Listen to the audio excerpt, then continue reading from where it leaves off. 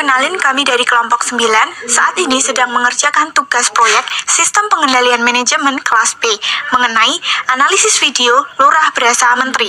Kelompok 9 yang beranggotakan Alam Suprobo, Amaradiani, Aulia Zahra, Hani Nur, Monica Guswila, dan Sevi Daniswari. Kami akan menyampaikan analisis kami mengenai video Lurah Berasa Menteri. So, selamat menyaksikan. Halo, kenalin nama aku Alam. Sebelum kita masuk ke pembahasan video, aku bakal ngenalin terlebih dahulu nih siapa tokoh lurah yang akan kita bahas. Nah, beliau adalah Bapak Wahyudi Anggoro Hadi. Beliau merupakan pemimpin hebat Desa Panggung Harjo Sewon, Bantul, Yogyakarta. Saat ini beliau menjabat pada periode kedua, yang mana beliau menjabat sejak tahun 2013 sampai dengan saat ini. Nah, sebelum beliau menjabat sebagai kepala desa, beliau merupakan seorang apoteker. Beliau juga merupakan lulusan dari Fakultas Farmasi di Universitas Gadjah Mada. Nah, kira-kira teman-teman paham gak sih kenapa dinamakan Lurah Rasa Menteri? Nah, kalau teman-teman udah lihat videonya ya, pasti teman-teman tahu. Nah, walaupun Bapak Wahyudi seorang kepala desa, tapi Bapak Wahyudi memiliki program kerja sistem pemerintahan bagaikan seorang menteri gitu. Nah, untuk pembahasan lebih lanjut akan disampaikan oleh teman saya. Di sini aku bakal bahas tujuan organisasi berdasarkan video Lurah Rasa Menteri. Nah, sebelum masuk ke tujuan organisasi, alangkah baiknya kita mengetahui apa itu organisasi. Nah, organisasi adalah wadah yang terbentuk karena tujuan bersama. Nah, dalam mencapai tujuan bersama ini dibutuhkan kekuasaan, kewenangan, dan juga tanggung jawab. Hal ini relate banget dengan video Lurah Rasa Menteri, yang mana peran lurah sebagai kepala organisasi dipegang oleh Pak Wahyudi yang membawa nilai-nilai yang selaras dengan tujuan bersama. Nah, di sini aku akan bahas kira-kira apa saja sih yang menjadi tujuan organisasi dalam video Lurah Rasa Menteri. Nah, yang pertama itu mendorong transformasi sosial lewat kekuasaan dengan cara Pak Wahyudi menjadi kepala desa. Beliau ingin mendorong perubahan melalui kesadaran mulai dari lingkungan yang terkecil dahulu, yaitu lingkungan hidup. Kemudian arah apa sih yang ingin dituju gitu? Jadi pemerintah desa itu memberikan jaminan mengurus lansia. Nah, kemudian pemerintah juga memberikan jaminan pendidikan anak dengan program satu rumah satu sarjana. Kemudian pemerintah juga menjamin perlindungan yang layak bagi masyarakat yang rentan secara ekonomi dan lain sebagainya. Nah, itu tadi adalah tujuan dari segi masyarakatnya. Lantas bagaimana kalau dari segi desanya gitu?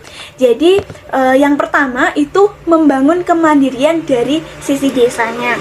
Kemudian yang kedua menjadikan desa sebagai ruang hidup yang layak, patut, dan bermartabat bagi warga desa. Kemudian yang ketiga, melakukan reformasi birokrasi dengan mengubah relasi antara warga desa dengan pemerintah desa. Caranya gimana? Nah, caranya itu dengan memperluas pelayanan publik, tidak hanya administrasi tapi dalam segi pengadaan barang dan jasa publik gitu. Kemudian juga membangun kultur birokrasi sehingga terbentuk tata kelola desa yang transparan dan bersih sehingga menjadikan organisasi demokratis, mandiri, dan sejahtera. Sekian yang dapat saya sampaikan. Terima kasih. Saya Monica Guswila Sari. Saya akan membahas mengenai strategi-strategi yang dapat dilakukan untuk mencapai tujuan organisasi. Hal ini merupakan hasil pengamatan atau identifikasi dari video Lurah Bersama Menteri yang telah ditonton. Nah, sebelum masuk kepada strategi-strategi yang dilakukan oleh Bapak Wahyudi Anggoro Hadi selaku Kepala Desa dari Desa Panggung Harjo dalam mencapai tujuannya, yaitu untuk dapat membawa perubahan transformasi sosial maupun ekonomi dan politik dari desanya ini ke arah yang lebih baik. Sebelumnya saya akan membahas sedikit mengenai strategi ini. Nah, sebelumnya itu kita mengetahui bahwa sistem pengendalian manajemen ini adalah suatu alat untuk mengimplementasikan strategi. Nah, strategi ini tentu halnya di setiap organisasi itu berbeda-beda. Dikarenakan strategi yang berbeda-beda ini dikarenakan oleh prioritas yang berbeda, dikarenakan oleh faktor penentu keberhasilan yang juga berbeda, juga halnya dengan perspektif, keterampilan, hingga perilaku yang berbeda. Nah, yang perlu diperhatikan di sini adalah apakah sistem pengendalian manajemen atau desain sistem pengendalian manajemen di dalamnya ini sudah memperlihatkan atau sudah memperlakukan perilaku yang benar-benar sesuai dengan strategi yang kita pakai untuk mencapai tujuan organisasi tersebut. Kita ambil contoh di sini Desa Panggung Harjo yang merupakan organisasi sektor publik, memiliki tujuan untuk segala sesuatu yang berhubungan dengan kepentingan dan kesejahteraan masyarakat desanya. Nah, untuk mencapai tujuan tersebut, mulai dari perangkat desa maupun masyarakat ini, apakah sudah memiliki perilaku-perilaku yang sesuai dengan strategi yang hendak kita lakukan untuk mencapai tujuan tersebut, seperti itu. Nah, kita juga mengetahui bahwa strategi ini kan adalah suatu rencana dari sistem pengendalian manajemen yang merupakan hasil dari mengevaluasi keunggulan serta kelemahan dari organisasi kita tersebut. Hal itulah yang benar-benar diterapkan atau yang menjadi perspektif yang melandasi perspektif serta keterampilan dari Bapak Wahyudi Anggoro Hadi ini dalam menjalankan tugas beliau sebagai kepala desa.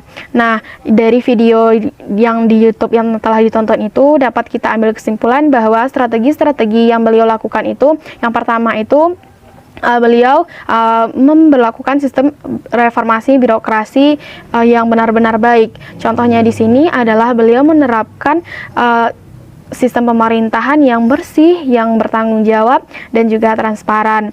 Dan juga beliau ini menerapkan sistem tata kelola pemerintahan, mendesain ulang sistem tata kelola pemerintahan desa ini menjadi lebih baik, seperti itu. Selain itu, strategi yang beliau lakukan adalah memperluas layanan publik. Beliau mendirikan badan layanan usaha masyarakat desa, mendirikan badan pengenalan jaring sosial, dan juga mendirikan beberapa lembaga desa yang diisi dengan tenaga-tenaga yang profesional, yang berkompeten dari desa tersebut untuk dapat mencapai tujuan tujuan dari desa itu tadi. Nah, juga dapat kita ambil kesimpulan bahwa strategi-strategi yang beliau lakukan ini merupakan strategi untuk beliau terapkan untuk keseluruhan masyarakat desa, atau bisa kita katakan sebagai strategi untuk keseluruhan unit organisasi, yang mana setiap strategi dari keseluruhan unit organisasi itu beliau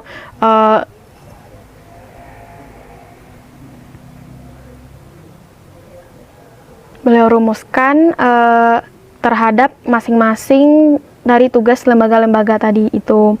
Sekian dari saya, terima kasih. Perkenalkan, nama saya Sevi Daniswari. Di sini saya mencoba untuk menganalisis mengenai kultur yang dibangun dari video Pak Wahyudi selaku Lurah Desa Panggung Harjo yang telah saya tonton. Sebelumnya saya ingin menjelaskan sedikit mengenai tujuan utama dari sistem pengendalian manajemen.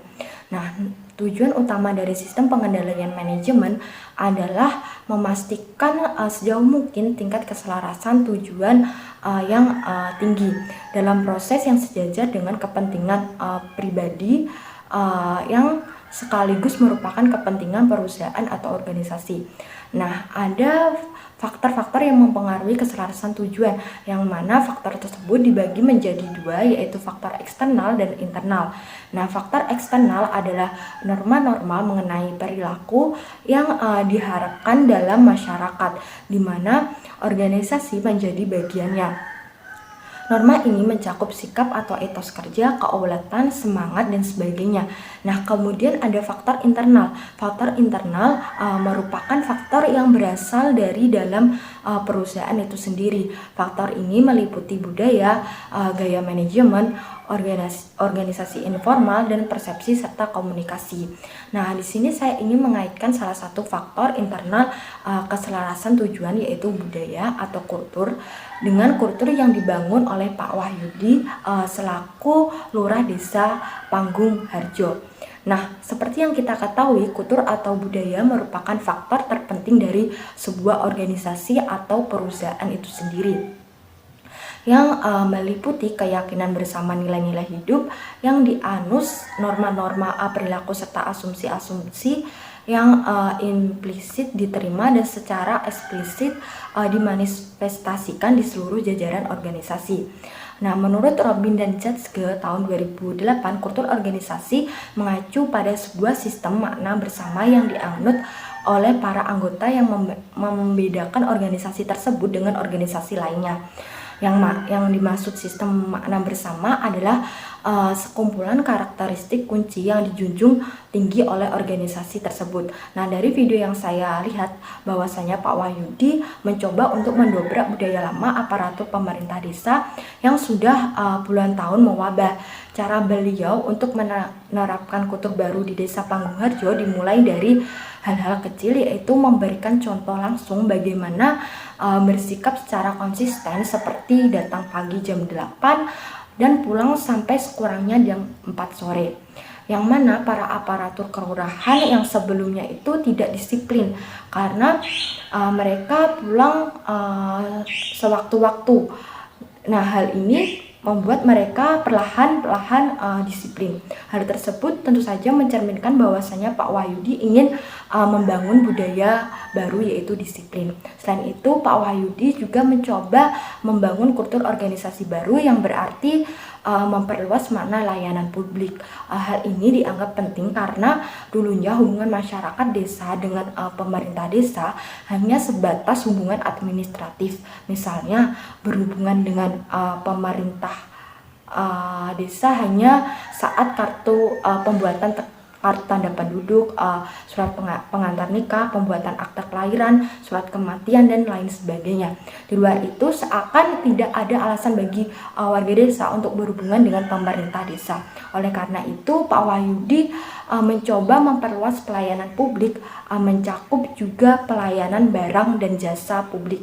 Hal itulah yang menjadi salah satu jurus atau strategi Pak Wahyudi dalam memimpin Desa Panggung Harjo hingga menuai sejumlah prestasi yang membanggakan.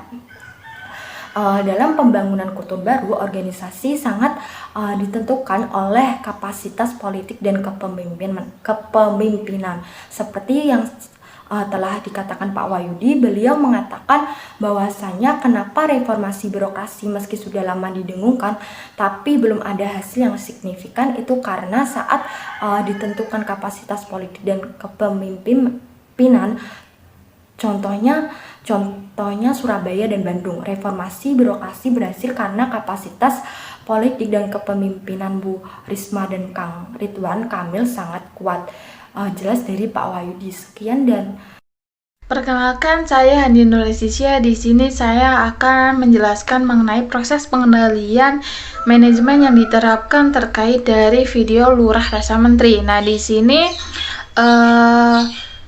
kita harus tahu dulu apa itu sistem pengendalian manajemen yang baik. Nah, menurut Anthony dan Ries, sistem pengendalian manajemen adalah sebuah sistem yang memiliki fungsi pengendalian terhadap aktivitas-aktivitas yang terjadi dalam suatu organisasi yang mengupayakan strategi yang diterapkannya itu sesuai untuk mencapai tujuannya. Nah, sedangkan menurut Swadi, sistem pengendalian manajemen adalah sebuah sistem yang memiliki beberapa subsistem yang saling berkaitan, yaitu meliputi ada pemrograman, ada penganggaran, lalu ada akuntansi, dan juga ada pertanggungjawaban. Nah, di sini sebuah proses pengendalian manajemen yang baik itu sebaiknya yaitu bersifat formal.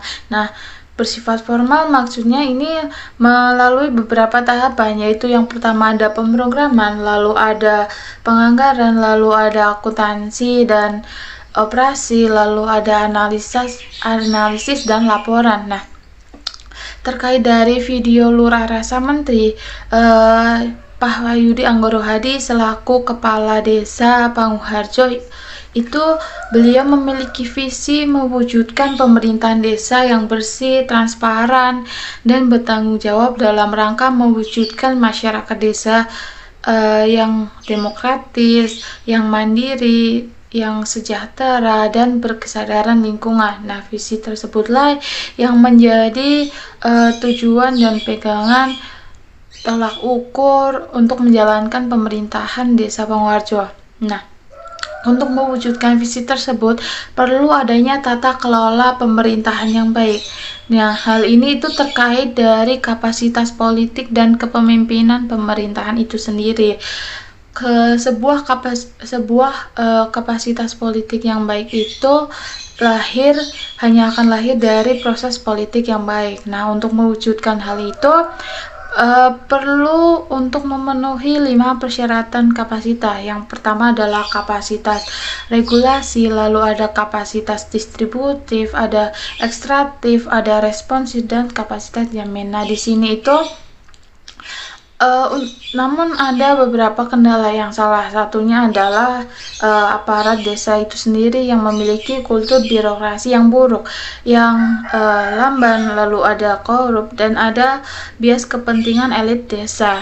Nah, untuk menangani hal tersebut, Pak Wahyudi itu memiliki beberapa cara. Nah, yang pertama adalah merubah pola relasi yang selama ini terjalin antara masyarakat desa dan pemerintahan desa yang awalnya hanya administrasi publik.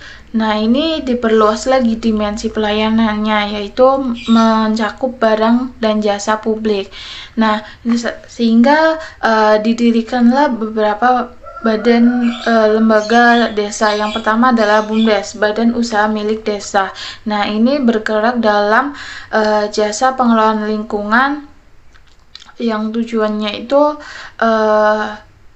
agar masyarakat desa dan pemerintahan desa itu lebih terjalin relasinya dan lebih berkomunikasi.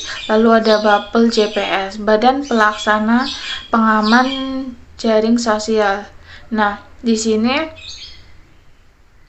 itu Bapel JPS itu mengurus tentang masalah sosial, yaitu dengan membentuk beberapa program, yaitu ada bantuan dan beasiswa pendidikan, lalu ada program 1 Rumah 1 Sarjana, lalu ada layanan kesehatan ibu dan anak, dan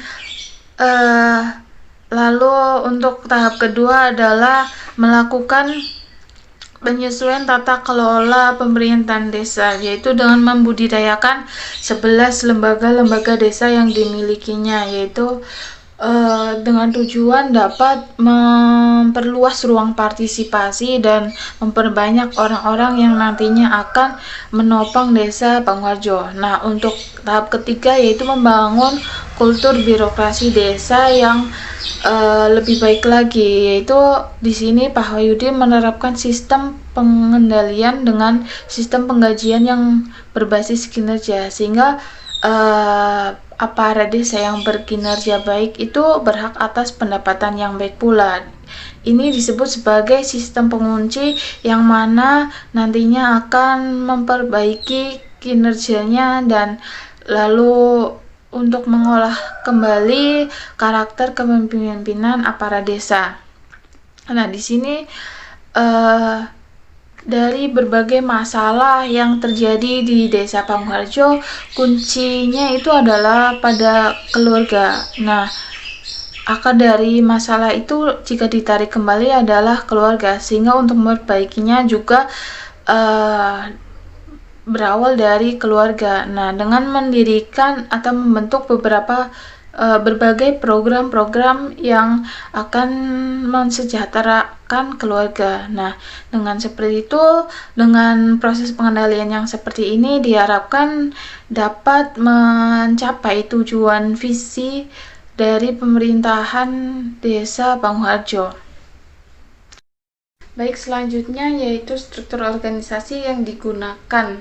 Nah, menurut Robbins dan Coulter, struktur organisasi itu didefinisikan sebagai suatu kerangka kerja formal organisasi, yang mana dari kerangka kerja tersebut nantinya tugas-tugas pekerjaan akan dibagi, kemudian dikelompokkan dan dikoordinasikan.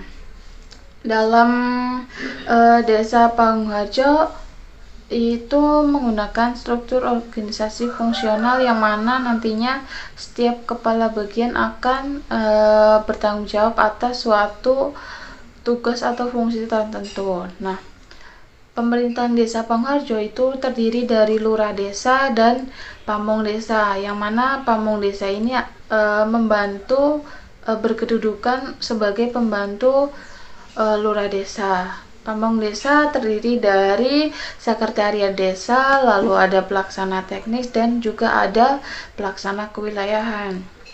Selain itu, lurah desa juga memimpin langsung beberapa seksi, diantaranya adalah seksi pemerintahan, terus ada juga seksi kesejahteraan, lalu ada seksi pelayanan. Kemudian Desa Pangungharjo ini sendiri memiliki 11 lembaga desa yang didirikan. Nah, salah satunya diantaranya adalah BUMDes, Koperasi, dan Bapel JBS. Sekian dari saya. Terima kasih. Perkenalkan, nama saya Amalidiani Lenisha Prameswari. Di video ini saya akan mengulas mengenai bagaimana pimpinan mengelola SDM dan nilai-nilai apa saja yang dianut oleh pemimpin berdasarkan video Lurah Rasa Menteri, yaitu Pak Wahyudi Anggoro Hadi. Yang pertama, niat baik dan keprihatinan Pak Wahyudi melihat desanya yang dari tahun ke tahun seolah tidak ada kemajuan yang berarti. Dengan hal ini, beliau pun langsung membuktikan niat dan ketulusannya untuk memajukan desa. Pak Wahyudi memulai dari hal-hal yang kecil namun sangat mendasar, dan juga mampu mendobrak budaya lama aparatur pemerintah desa yang sudah puluhan tahun mewabah. Mengutip perkataan beliau, bahwa kepemimpinan pertama-tama adalah tentang memberikan keteladanan, termasuk jika harus membersihkan WC sekalipun. Selanjutnya, juga cara berpikir Bapak Wahyudi yang sederhana namun sangat mendasar. Nyatanya, pada hal-hal sederhana memang tidak pernah mudah. Kebaikan adalah soal hal sederhana dan mendasar. Namun, untuk menemukan kebaikan saat ini justru tidak mudah. Bapak Wahyudi mencoba mengembalikan hal-hal sederhana untuk menguatkan nilai-nilai mendasar dalam tatanan pemerintah di Kelurahan Pangungharjo, Kecamatan Bantul yang dipimpinnya. Beliau tidak pernah banyak bicara dalam upayanya mengubah kultur pelayanan perangkat desa. Pak Wahyudi memberi contoh langsung bagaimana bersikap konsisten. Setiap harinya, Pak Wahyudi bekerja keras untuk mewujudkan gagasan-gagasan yang sudah lama bercokol di kepalanya. Yang selanjutnya, Bapak Wahyudi juga mampu menghadapi dan mengelola tantangan itu dengan sikap yang optimis. Dalam mengelola sebuah tantangan, langkah strategis yang harus dilakukan adalah membangun sistem. Keteladanan menjadi dasarnya, dan sistem itu tidak sebatas aturan. Ada atmosfer kerja yang harus dibangun. Maka, tata letak ruang kerja pun menjadi penting untuk diperhatikan. Bapak Wahyudi memang tidak pernah kehabisan akal. Beliau terus melakukan reformasi birokrasi pemerintah desa untuk tercapainya pelayanan publik yang baik. Beliau juga membuat analisis jabatan. Dengan analisis jabatan ini, perangkat desa mampu memahami tugas pokok dan fungsinya. Selain itu, Hasil analisis jabatan digunakan sebagai pijakan dalam penilaian kinerja perangkat desa dan pengambilan kebijakan untuk memberikan hadiah, reward, dan hukuman punishment kepada perangkat desa. Sekian ulasan dari saya mengenai bagaimana pimpinan mengelola SDM dan nilai-nilai apa saja yang dianut oleh pemimpin. Terima kasih. Perkenalkan, nama saya Aulia Zara Fadila dengan NIM 5 digit belakang 40228. Di sini saya akan menjelaskan hal apa yang menginspirasi kami kelompok 9 dari kisah Pak Wahyudi Anggoro Hadi.